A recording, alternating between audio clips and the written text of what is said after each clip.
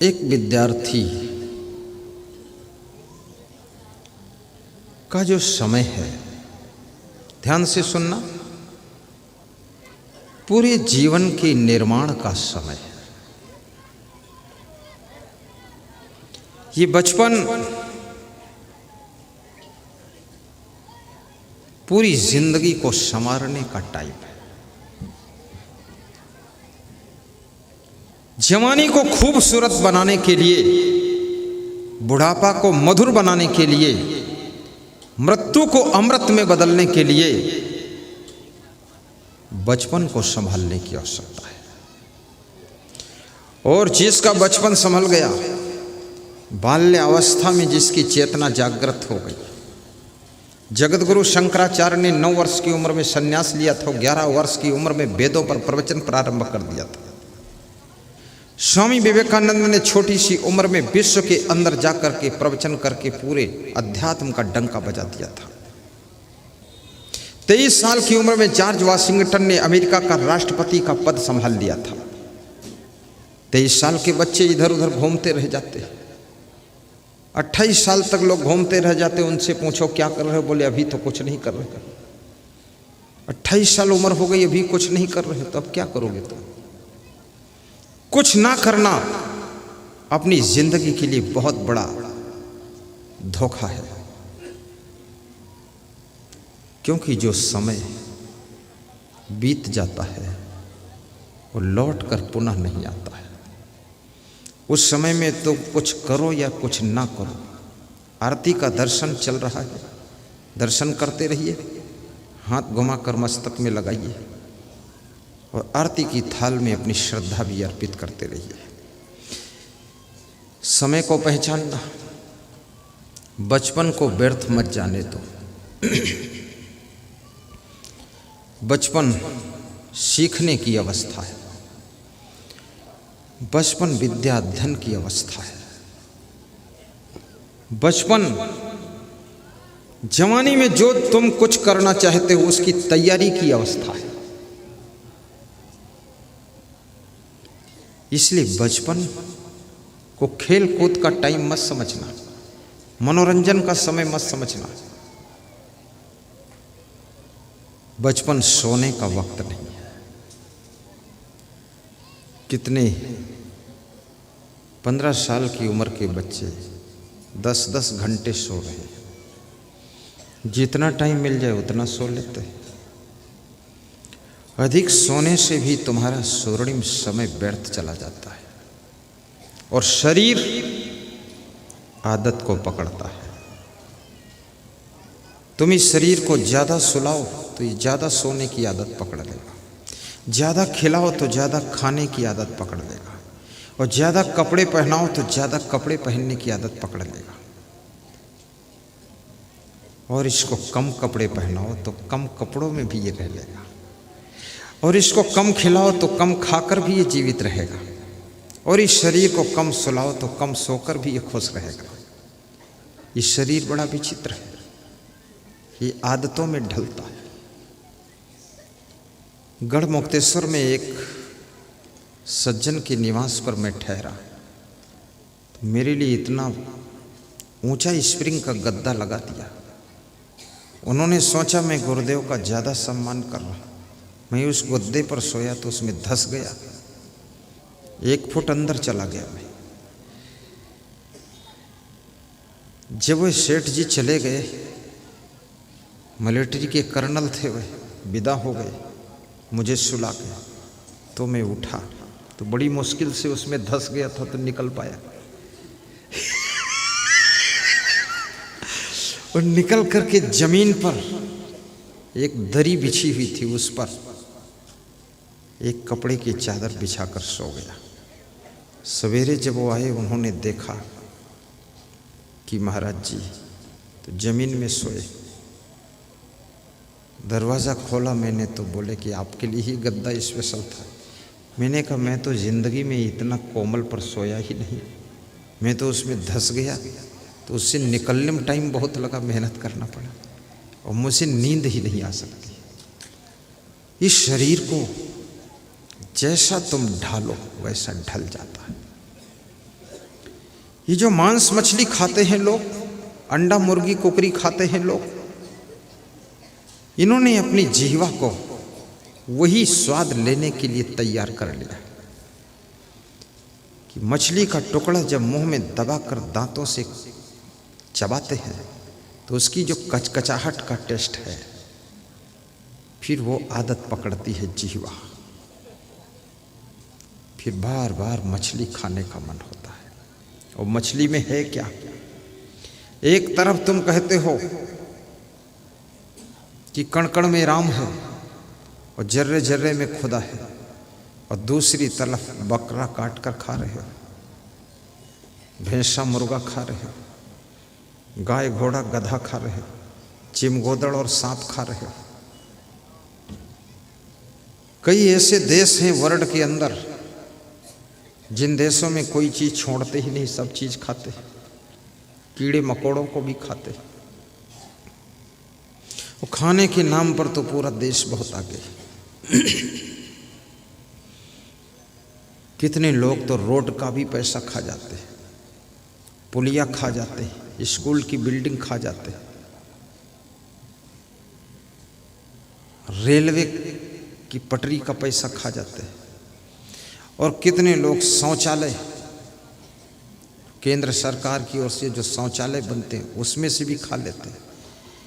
खैर बड़ा सौभाग्य है जो शौचालय का पैसा खाते हैं, लेटरिन का पैसा खाते हैं, वहाँ तक तो कोई बात नहीं। कभी अगर और प्रगति किया तो लेटरिन भी खा गए तो क्या होगा? हाँ, कितना खाओगे?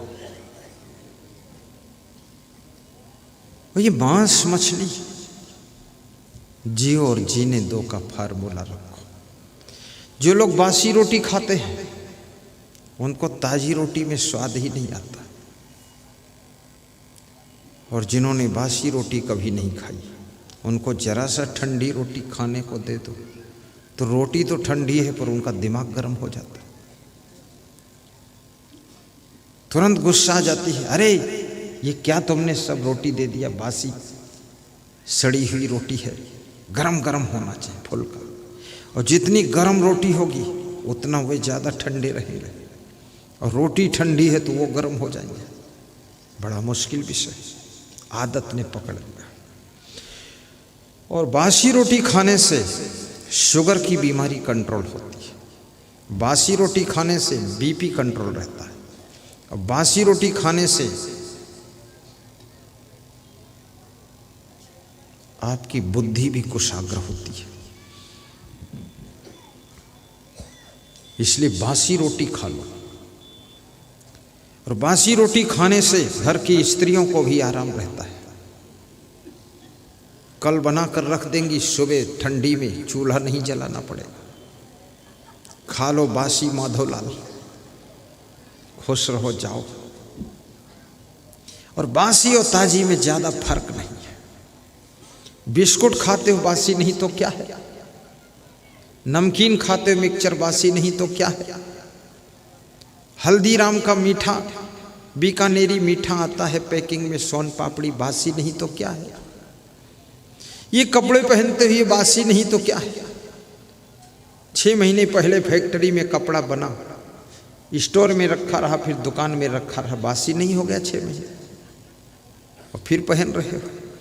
गाड़ियाँ भी तो बासी हैं, 1 साल पहले बनी हैं, अब आई हैं शोरूम से खरीद रहे 1 साल बाद, तो 1 साल बासी हो गई। तो बासी कोई बुरा नहीं। 20 साल पहले सड़क बनी थी उस पर चल रहे, वो भी तो बासी है। इसलिए बासी खराब नहीं है। तुम्हारी वाइफ भी तो बासी है, 40 साल पहले विवाह हुआ था, अब तक तो बासी हो गई। पति भी बासी है, ये सब बासी लोग बैठे हुए हैं।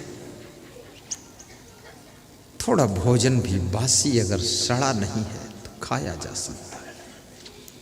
हमारे यहाँ कभी कभी चावल शाम को बच जाता है भंडारा में, तो संत लोग सुबह उसको फिर से कढ़ाई में छौंक कर और फिर से खा लेते हैं। मुझे बड़ी खुशी होती है कि जो अन्न का सदुपयोग करता है वो कभी भूखा नहीं सोता है, जो अन्न को फेंकता है उसकी जिंदगी में कुछ दिन ऐसे आते हैं जब उसको भूख लगती है तो खाने को नहीं मिलता है। इसलिए अन्न का अपमान नहीं करना चाहिए।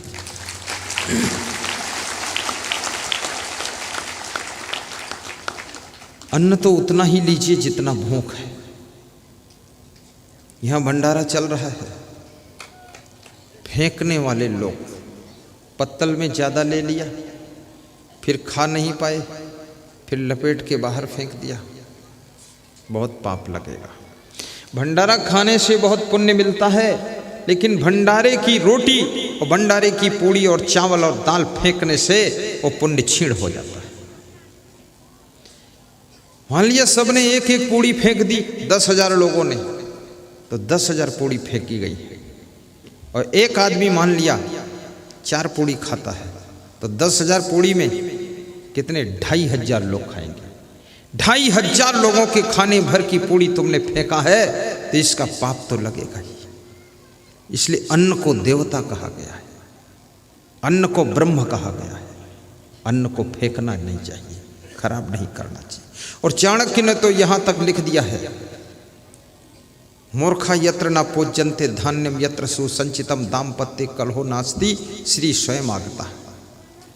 जिसके घर में मूर्खों का सम्मान नहीं होता है, जिसके घर में अन्न का अपमान नहीं होता है, और जिसके घर में पति पत्नी में झगड़ा नहीं होता है, उस घर में लक्ष्मी हमेशा निवास करती है, कभी गरीबी और दरिद्र नहीं आता है।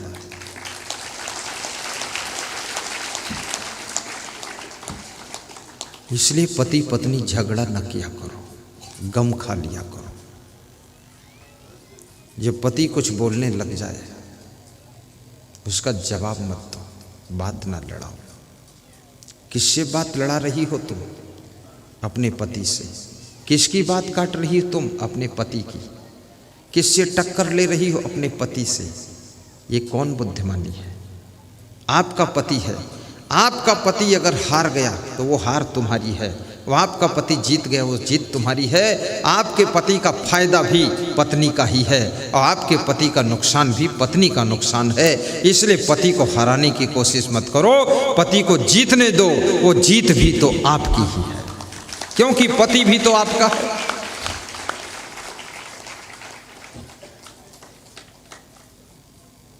और आपकी पत्नी कभी कुछ जिद कर देती है, ज़्यादा उससे तर्क वितर्क मत करो, उसको शांति से बता दो, ठीक है जैसा तुम बोलती हो ऐसे हो जाएगा, जाओ खुश रहो। आपकी वाइफ यदि कहे कि मैं मायके जाना चाहती हूँ, रोकना मत, बुद्धिमान पति बनो। तुरंत उसको पैसे दे दो, 1,000-2,000, सामान बांध दो, गाड़ी में बिठा के छोड़वा दो। 10 दिन फ़ोन मत करो, मोबाइल मत करो। 11वें दिन उसका फ़ोन आ जाएगा कि मैं आना चाहती हूँ, तो तुम ये कह दो आइए आपका घर है, लेकिन बहुत दिन बाद गई हो, 10 दिन और रह लो अपने माता पिता के पास। सारा दिमाग ठिकाने आ जाएगा, दोबारा ज़िंदगी में कान पकड़ लेगी, कभी नहीं जाने का नाम लोगी। लेकिन तुम्हें तजुर्बा नहीं है, जब वो जाने को बोलती है तो तुम कहते हो नहीं जाने दूंगा, रुको भी, तो वो समझ जाती है कि अब जाने के नाम पर इसको तड़फाया जा सकता है। बार बार कहेगी जाऊंगी जाऊंगी, जाने दो और लेने मत जाओ, आने दो। जब आए तो भी कहो आ गई तो अच्छा है, 2-4 दिन और रह लेती तो भी ठीक था, चल जाता है। खिचड़ी बनाकर खा लो। और किसी पड़ोस की कोई बूढ़ी महिला को 100 रुपये रोज दे दो वेतन, 2 टाइम भोजन बनाएगी, 3 टाइम झाड़ू लगाएगी, सब बर्तन मांज धो के रख देगी। 100 रुपया फेंको, तमाशा देखो, शाम को अपने घर चली जाएगी। कुंडी बंद करो, आराम से सो, गुरु का प्रवचन सुनो, झंझट खत्म। लेकिन बुद्धिमान स्त्री बनो, ज़्यादा दिन अपने ससुराल को छोड़कर मायके मत जाओ, अन्यथा आपका पति अगर नौकरानी है तो नौकरानी के साथ अगर सेट हो गया तो तुम्हारे लिए हैरानी बन जाएगी। नौकरानी को घर में एंट्री मत होने दो, क्योंकि कई घरों में नौकरानी रानी बन गई और रानी के लिए हैरानी बन गई। इसलिए नौकरानी को ज्यादा चांस मत दीजिए, क्योंकि नर और नारी का मन बड़ा चंचल होता, फिसलने वाला होता है। और जिस चीज को मनुष्य प्राप्त कर लेता है उसका रस खत्म हो जाता है, और जो चीज इसको नहीं प्राप्त हुई है उसमें इसको रस दिखाई देता है। जो गाड़ी तुमको मिल गई है अब उस गाड़ी में तुमको खुशी नहीं है, जो गाड़ी नहीं मिली है उस गाड़ी पर तुम्हारी नजर है। जो स्त्री तुम्हारी पत्नी बन गई है उसमें अब तुमको कोई रस नहीं है, लेकिन जो स्त्री दूसरी कोई निकलती है उसमें तुम्हें रस दिखाई देता है। दूसरा पुरुष निकलता उसमें रस दिखाई देता है, और वो पुरुष और वो स्त्री जिसमें रस दिख रहा वही अगर तुम्हारा पति तुम्हारी पत्नी बन जाती तो उसमें भी आज तक रस खत्म हो गया होता। इसलिए याद रखना, इस चंचल मन को नियंत्रित कीजिए और चंचल भैंस जैसी आदत छोड़ दीजिए। एक भैंस थी, भैंस की कहानी है। तो उस भैंस को जो किसान पाल रहा था उसके पास में 50 बीघे गन्ना था और गन्ने में घास थी। वर्षा का ऋतु, तो भैंस को ले जाकर गन्ने में छोड़ दिया कि अपना गन्ना, अपनी भैंस, अपनी घास खूब खाए, शाम को दूध देगी, किसी से झंझट नहीं। और भैंस को 50 बीघे के प्लाट के गन्ने में छोड़ा। और भैंस तो भैंस, उसने सोचा अरे इतनी हरी भरी घास, तो थोड़ा आगे बढ़ूं, और आगे बढ़ी। 5 मिनट में 50 बीघे गन्ने को क्रॉस करके दूसरे के गन्ने में चली गई। दूसरे के गन्ने का मालिक आया, डंडा लेकर बोला तुम्हारी भैंस मेरे गन्ने में। तो उसने कहा भगवान बचाए भैंस से, 50 बीघे का बड़ा प्लाट और उस गन्ने की घास चरने के लिए इसको स्वतंत्र छोड़ा गया, और ये अपने गन्ने को छोड़कर, अपनी घास को छोड़कर, अपने खेत को छोड़कर इतना जल्दी क्रॉस करके निकल गई दूसरे गन्ने खेत में। तुम्हारा मन भी भैंस जैसा है, जो मिला है उसका तुम आनंद लेते नहीं हो, जो दूसरे का है उसमें ललचाते रहते हो। ये भैंस बनना छोड़ दो।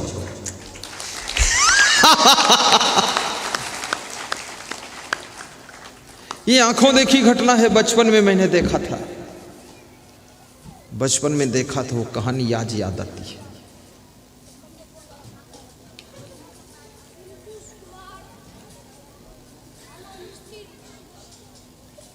मेरे मन में बसो, मेरे तन में बसो, हम जहाँ रहे तुम वहाँ रहो। मेरे मन में बसो, मेरे तन में बसो, हम जहाँ रहे तुम वहाँ बसो। मेरे मन में बसो, मेरे तन में बसो, हम जहाँ रहे तुम वहाँ बसो। मेरे मन में गाइए महाराज, मेरे तन में बसो, हम जहाँ रहे तुम वहाँ बसो।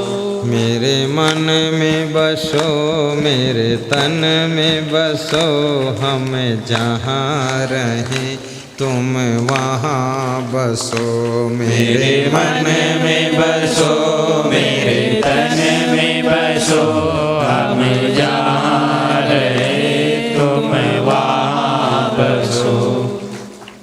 बोलिए सद्गुरु भगवान की जय। बहुत आनंद आ रहा है, थोड़ा और समझना। विद्यार्थी जीवन एक साधना का समय है, त्याग का समय है। और जब तुम्हारे अंदर त्याग की क्षमता आ जाती है, अब कुछ देखने का मन नहीं है, नहीं देखन की चाह है, नहीं सूंघन की चाह, नहीं मिलने की चाह है, केवल तन निर्वाह। वैज्ञानिक कौन बनता है? जो अपने मन को नियंत्रित करता है और शक्तियों को नियंत्रित करके देखो तो तुम्हारी जिंदगी में चमत्कार क्या होता है। जब महिलाएं भोजन बनाती हैं किसी भगोना में पतीली में जब दाल को चढ़ाती है, 1 घंटे तक आग जलाती रहती, दाल नहीं पकती। और वही दाल, वही पानी, वही महिला, वही किचन, वही चूल्हा, जब कुकर में दाल को डाल देती है, 5 मिनट के बाद पहली सीटी बज जाती है कि आधी दाल पक चुकी है। 8 मिनट के बाद दूसरी सीटी बजती है कि पूरी दाल पक चुकी है। और तीसरी सीटी जब बजती है, तुरंत वो महिला दाल को उतार लेती है कि अब बिल्कुल फाइनल कंप्लीट हो गई। जो दाल 1 घंटे तक नहीं पकती है चूल्हे पर, पतीली में, भगोना में, गंजी में, वही दाल कुकर में 5 से 10 मिनट में पक जाती है। कारण क्या है? पतीली में स्टीम कंट्रोल नहीं है और कुकर में स्टीम कंट्रोल है। और कुकर में स्टीम कंट्रोल है तो 1 घंटे में होने वाला कार्य 10 मिनट में हो जाता है। अगर आपने अपने मन की स्टीम को कंट्रोल किया है, इंद्रियों की स्टीम को कंट्रोल किया है, बुद्धि की स्टीम को कंट्रोल कर लिया है, तो याद रखना 10 जिंदगी में होने वाला कार्य 1 जिंदगी में करके तुम दिखा दोगे।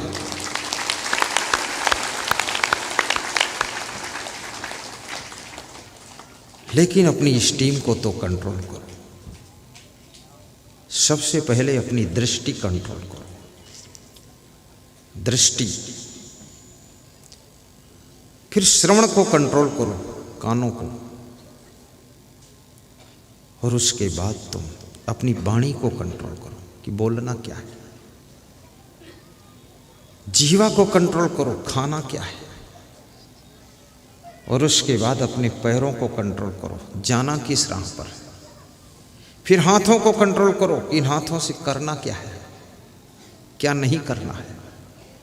और फिर अपने दिमाग, बुद्धि को कंट्रोल करो, इस बुद्धि से सोचना क्या है, याद क्या करना है। और यदि ये सब कंट्रोल करने की क्षमता तुम्हारे पास में आ गई तो एक बात याद रखना, जो आज तक 40 साल में तुम नहीं पा सके वो 4 साल में पा जाओगे। कंट्रोल करके देखो तो। बहुत से लोग कहते हैं हमको कुछ याद ही नहीं होता है, और मैं कहता हूं मुझे तो 3 मिनट में श्लोक याद हो जाता है, 1 मिनट में चौपाई, 1.5 मिनट में दोहा, और 3 मिनट में श्लोक संस्कृत का फट से रेडी। नियंत्रण, एकाग्रता, concentrate of mind in life to success. जिंदगी को सक्सेस बनाना है, कंसंट्रेट होना सीखो। और सबके पास में एकाग्रता है। जिस समय क्रिकेट खेलने वाले खिलाड़ी क्रिकेट खेलते हैं तो कितना अपने को कंसंट्रेट करते, एकाग्र करते, हर समय ध्यान गेंद पर रहता उनका। और फिर वही खिलाड़ी सचिन तेंदुलकर बनता है, वही खिलाड़ी 1 नंबर पर आता है। अर्जुन से पूछा गया तुमको क्या दिख रहा है, उसने कहा कि मुझे मछली की आंख दिख रही। अन्य राजकुमारों से पूछा गया तुझे क्या दिख रहा, उसने कहा मछली दिख रही। किसी ने कहा मछली का पेट दिख रहा है। लक्ष्य ही दिखाई देना चाहिए, लक्ष्य के विपरीत कुछ दिखाई ना दे, लक्ष्य के अतिरिक्त कुछ दिखाई ना दे। तुम्हारे जीवन का लक्ष्य क्या है?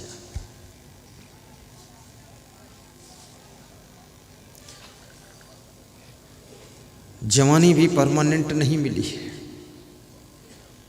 थोड़े दिन का तूफान है ये। 42 साल की उम्र के बाद जवानी ढलना शुरू हो जाती है।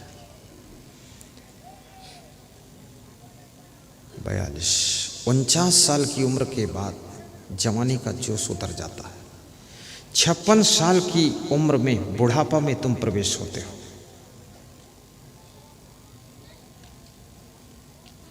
और याद रखना,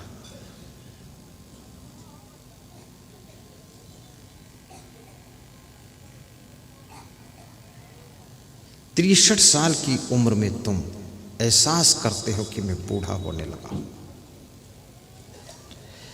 और 70 साल की उम्र के बाद तुम याद करते हो अब मैं मर जाऊंगा। मरोगे तुम, बचोगे नहीं, बचने का कोई उपाय भी नहीं।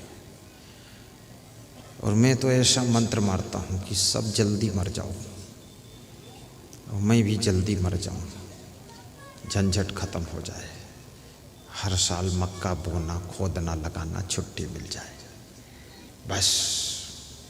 मरो तो ऐसा मरो कि वासना को मार कर मरो, कर्मों की निर्जरा करके मरो, और ऐसा मरो जैसे रात में तारे दिखाई देते हैं लेकिन सूर्य के उदय होते ही तारे नहीं दिखाई देते हैं। ऐसे ही तुम्हारे अंदर ज्ञान का सूर्य उदय हो जाए ताकि दोबारा ये कर्मों के टिमटिमाते हुए तारे दिखाई ही न दे और तुम्हारा जन्म ही ना हो, मोक्ष प्राप्त हो। पुनरपि जननम पुनरपि मरणम का लफड़ा खत्म हो जाए। बार बार जन्म लेने से भी क्या फायदा है? जब जन्म लोगे बचपन में पीटे जाओगे, मार खाओगे, खेलोगे, कूदोगे, स्कूल जाओगे, रोओगे, मिट्टी में पड़े रहोगे। थोड़ा बड़े हो जाओगे, स्कूल में मास्टर पिटाई करेंगे, फिर पढ़ाएंगे ABCDEFGH।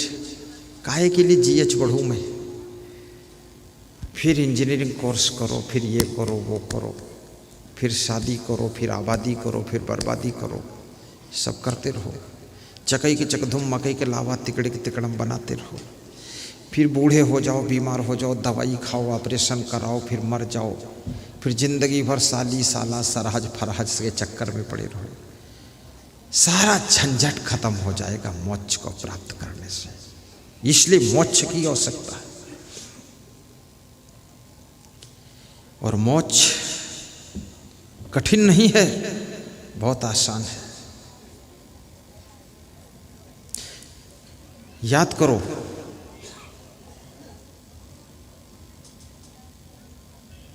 तुम यदि भांग नहीं खाते हो तो भांग की तुम याद भी नहीं करते हो। मैं शब्द लिया हूं भांग को, तब याद आया था, नहीं तो भांग को याद नहीं करते हो। इसी तरह से जिन जिन चीजों से तुम जीते जी अपने मन को हटा लेते हो, उनसे तुम मुक्त होते चले जाते हो, और जीते जी तुम्हारी मुक्ति हो जाती है। मरने के बाद इस शरीर से भी मुक्त हो जाते हो। परम मोक्ष दादा। यदि मुक्ति दिल से सही चाहते हो तो संसार से मन हटाना पड़ेगा। यदि मुक्ति दिल से सही चाहते हो तो संसार से मन हटाना पड़ेगा। यदि मुक्ति दिल से सही चाहते हो तो संसार से मन हटाना पड़ेगा, हटाना पड़ेगा, हटाना पड़ेगा, हटाना पड़ेगा, हटाना पड़ेगा।